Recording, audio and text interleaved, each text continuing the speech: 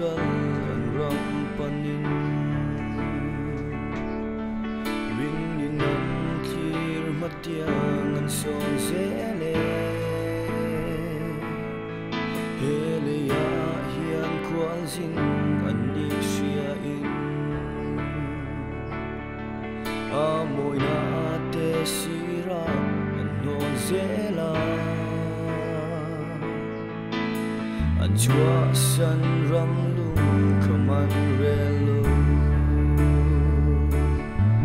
Ram thale sual chakin an tireng si Chu ram moya kan tel mi an zai lung ngay buổi na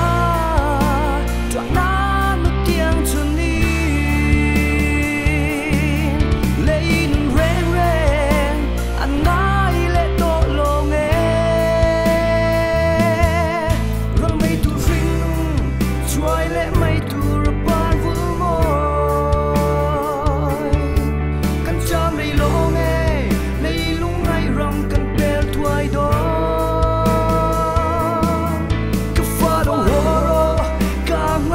Che tin min ao kapay rai moi rom ken la no kang ngak le le chu ram moya kan tel mi nan sai lung ngay buổi da tọa na nó tiếng chuồn đi lấy nung reng reng an